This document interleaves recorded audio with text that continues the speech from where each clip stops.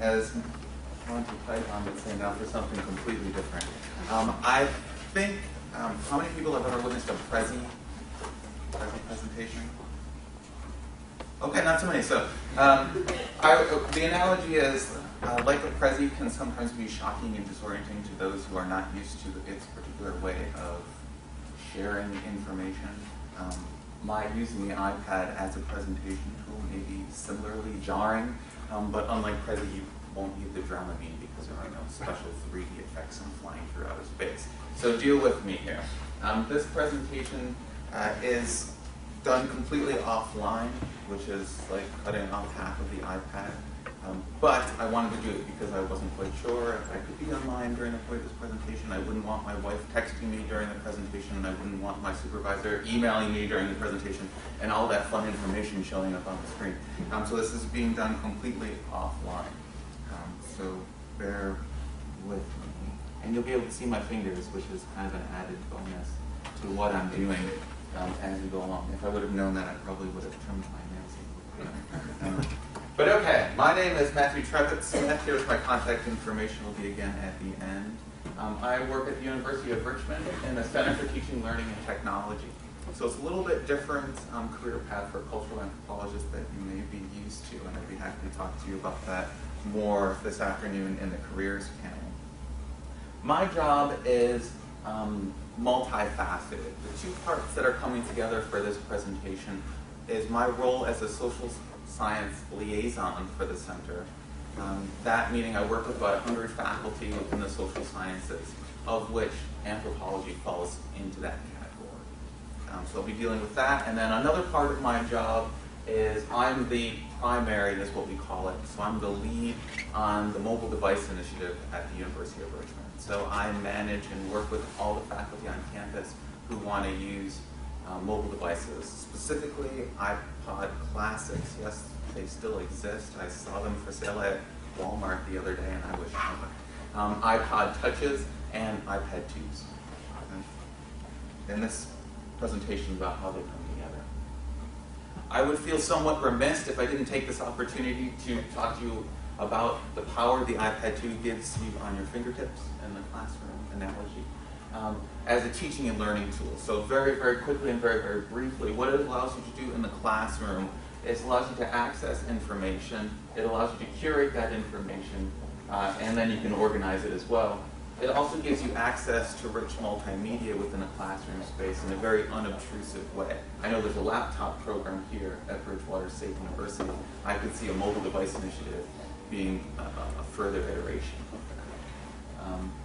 It allows you to have a differentiated teaching and learning style within the classroom. It allows both the instructor and the student to develop professionally in a way of online identity is one of the great ways. So if you're blogging within a classroom, or if you're tweeting within a classroom, what are some professional ways to do that responsibly? Right? And if you are tweeting, I've mentioned this before, I'm also the membership coordinator for the NEAAs. Please tweet the conference, hashtag NEAA 2012. Also like us on Facebook. We're very active throughout the year. And it allows you to be very mobile. So one faculty member is actually in the physics department, and he can take the iPad out into the field at night with his students and look at the stars and track the locations of the stars that you couldn't do with a traditional laptop, or let alone a computer lab. So now, if you're not familiar with the iPad 2, which is now, thank you very much, Apple, the week of my presentation is outdated because of the new iPad. But I wanted to quickly introduce you to it. You don't need to know the specifics. Let's just say it's fast. It's remarkably faster than the iPad 1, which my wife is stuck on. She's like the turtle, and I'm the hair going through the iPad. It's instant on in much the same way a refrigerator is on, right?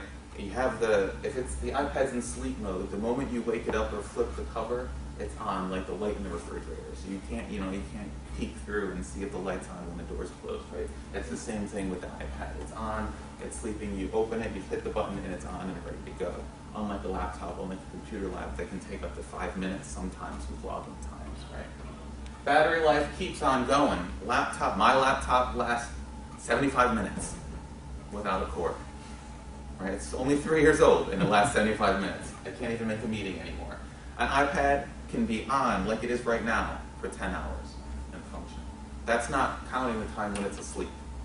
So the time it's in your book bag or in your hand as you're walking around campus, it can go a day or two. I can go about a day without having to recharge it. My wife can go about 2 days. She doesn't use it as much. It also has 2 cameras, one front-facing and one rear-facing.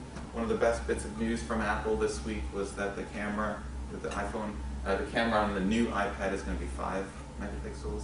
Not humongous, but significantly better than, I think this one is 0.7 megapixels, right?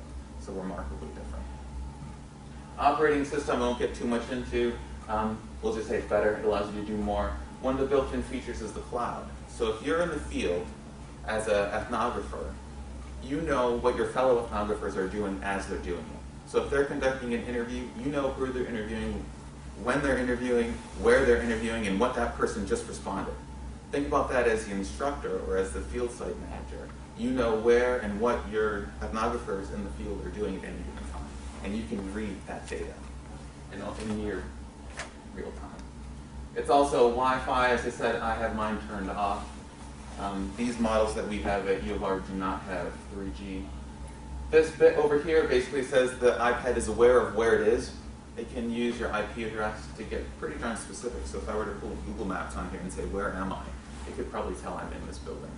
Where in this building specifically it couldn't do because they don't have 3G, but it's pretty darn close. As I said, that physics professor can look around with the iPad and the camera, and it knows what stars you're looking at. It knows what your orientation is. Tons of apps, some of which I'll talk about. And over here, multi-touch. So I'll be demonstrating that. Everything how you interact with this is through your fingers primarily. I hadn't seen any of my students using a stylus. I had seen some of my faculty using styluses. They're more comfortable having something between them and the computer. So the particular class and the particular faculty member I'm going to be talking about is Dr. Jan French, newly tenured Associate Professor of Anthropology at University of Richmond, in a course that she designed, or I should say redesigned, from the ground up called Ethnographic Field Methods. She worked with myself in the center for the iPad inclusion, and also she worked with 2 librarians redesigning her course, and that part will become more significant in a little bit. The whole point of this class is this was an existing class that she hadn't taught in a year. And she came to me and she said, I want to use an iPad in this class. I said, okay, but we're going to have to rethink your class. And she said, okay, that sounds like fun. Doesn't always happen. She may have been a little bit sarcastic, but we did. We took the whole summer before this course was taught in the fall, and redesigned it around including the iPad within the classroom and as a field tool. And I think what's important is to get to her particular teaching strategy. When I talked to her about what I was doing, I asked her if she wanted to share anything, and she said yes. So I'm going to pull up quickly some of her thoughts so Dr. French can be here with us. A short description of your teaching strategy and why it was such a natural connection to use an iPad in a class. So my general teaching strategy is to involve the students as much as possible in knowledge production. I believe it is important for the students to understand that although I may know much more than they do about the subject matter of the course, each of them has experience and fresh visions of the material to contribute, especially in a course such as ethnographic field methods. The result of the theory and practice and experience by the students will always vary in how they learn to collect data from people going about their everyday lives. The results of this semester-long study have already proved helpful to the library staff as they prepare to make some modifications to the layout of the library. This research project that the students were doing throughout the course of the semester was very influential. U of R, as a result of this study, has agreed to do a multi-million-dollar renovation of the library. They're totally redesigning the 4 floors of the library because of the results of this study. And in 5 years, they're actually going to be doubling the size of the library, so I wouldn't be surprised if a similar project happens at that. The second bit I want to read is a quick course description. That's also in pages. I'd be happy to talk about any of these apps afterward, but I'm going to do that quickly. I'm just going to read the first paragraph where this course will address the basic methods used by cultural anthropologists and the relationship between these methods and the epistemological foundations of anthropology as a discipline. The major focus of the course will be on doing field work. This semester we'll be conducting fieldwork about the University of Richmond libraries. This project is being conducted in conjunction with a team from the library charged with learning more about how the libraries are used and ways they could be improved. To facilitate this project, we have been awarded the use of iPads for the semester for interviewing, photographing, coordinating responses, taking notes, and drawing maps. We will have the assistance of the social science liaison from the Center for Teaching and Learning.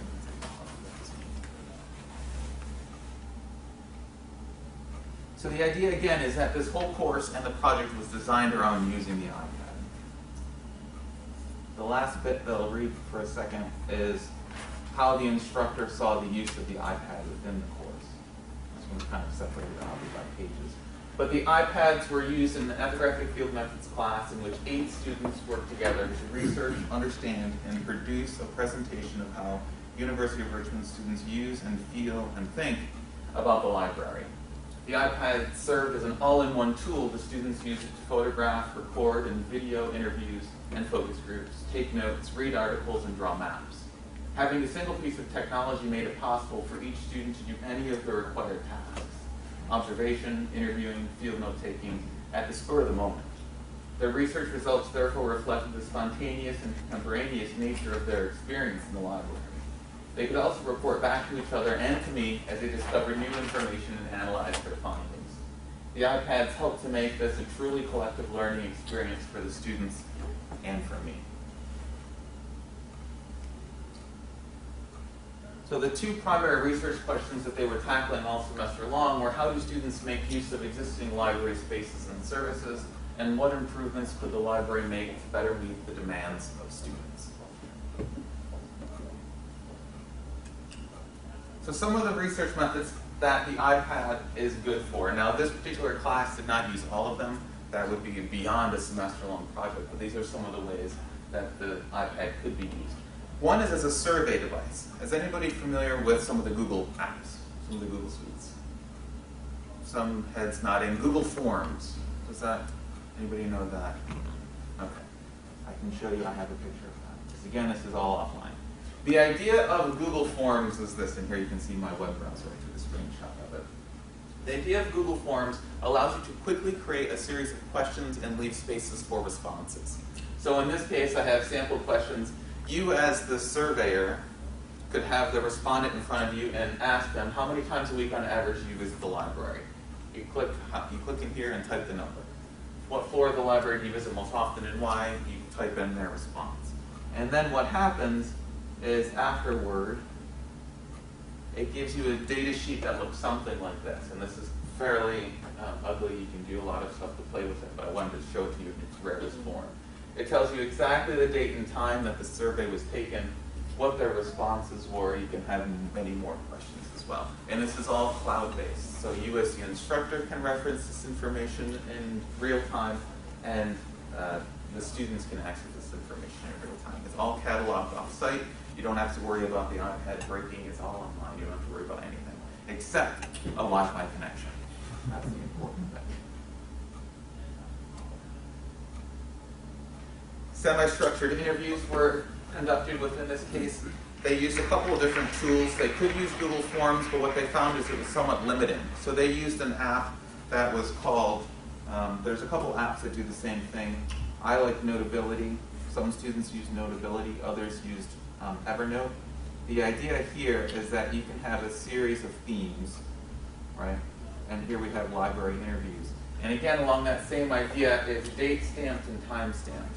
And once you're in there, you can have your questions, have the responses. This little microphone button up here means you can record the interview at the same time. What's really neat is as you go back and review these, if you click on a word, it'll start playing the interview, what was being said at that time you were typing that response. Okay. You can also do things like, if you wanted to, you could have the respondent autograph, right? You can have them sign their name afterward, that yes, this was me and these were my responses. Linguistic listing was something that they did. So for example, please define what is a library. What is a study space? What's a collaboration space? Mapping was a fun one. one that they had, that time I am being sarcastic, they did not enjoy the mapping process. But the idea goes like this. You have a map, you have a picture, you have a map that sits the second floor of the library. What you can do here is you can say, I'm creating an annotated copy. What you can say is I, as the ethnographer, am stationed on the second floor of the library for an hour, and I need to catalog all the activity that's happening in that space. So there's a number of tables here, so I can see, okay, in this space,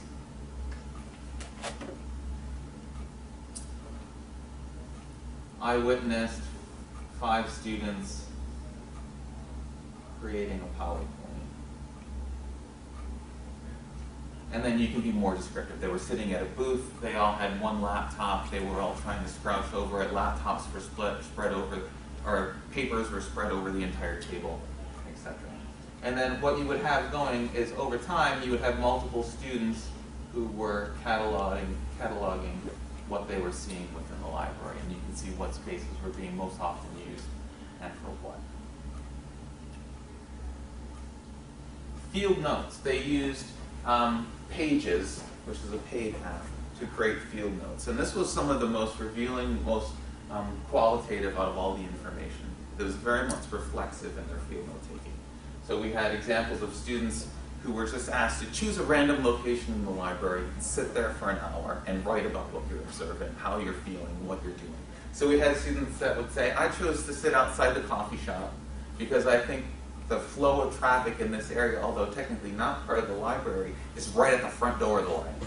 Students meet there and then go to a location within the library. So it was very important to them.